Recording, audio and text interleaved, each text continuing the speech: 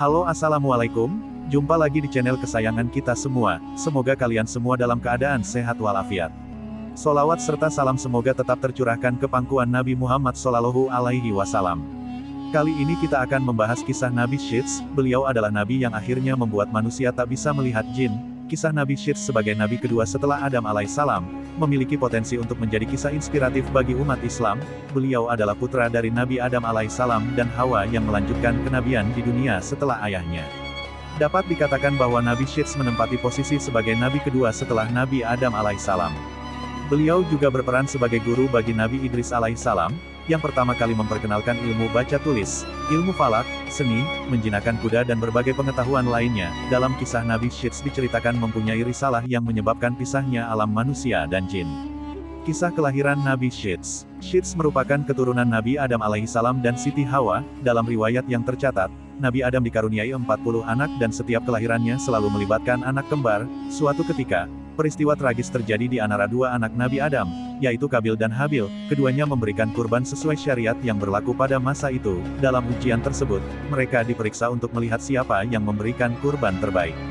Habil memberikan yang terbaik, sementara Kabil memberikan yang kurang baik. Ketika kurban Habil diterima, Kabil merasa tidak puas dan akhirnya membunuh saudaranya. Setelah melakukan tindakan tersebut, Kabil merasa menyesal. Namun, Nabi Adam telah mengetahui sifat buruk anaknya itu. Oleh karena itu, ilmu yang seharusnya diberikan Allah kepadanya, tidak diturunkan kepada Kabil. Pada tahun ke-400, kehidupan Nabi Adam di bumi, lahirlah Syits. Allah memberikan tugas kepada Syits untuk melanjutkan kenabian Nabi. Adam mengingatkan Syits untuk menjaga kerahasiaan, tugas tersebut agar Kabil yang dengki, tidak mengetahuinya. Salah satu tugas Syits adalah menetapkan batas antara alam manusia dan jin. Berkat risalah beliau, Allah kemudian memisahkan alam manusia dengan alam jin. Sebelum Syits bertugas, masih bisa dilihat jin atau setan yang berkeliaran, jarak mereka dengan manusia tidaklah ada. Belakangan Adam telah diperlihatkan jumlah manusia, keturunannya yang bertambah, kemudian Nabi Adam alaihissalam, berdoa semoga ada di antara anaknya yang melanjutkan risalah kenabian. Kemudian terpilihlah di antara anaknya, yakni Syits, menjadi orang yang menutup pandangan manusia melihat jin. Nabi Syits diizinkan oleh Allah, mendapatkan wasilah dari Nabi Adam. Hal ini tak Nabi Adam sampaikan kepada Kabil. Secara diam-diam, Syits diajarkan Nabi Adam mengenai ilmu rahasia itu. Syits kemudian bergerak dan berdakwah ke berbagai pulau. Nabi Syits diamanahkan menjaga nur Nabi Muhammad SAW.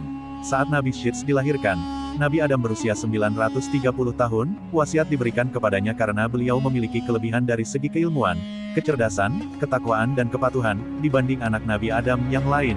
Begitu mulia Nabi Syits hingga ia diamanahkan untuk menjaga nur Rasulullah sampai akhir hayatnya.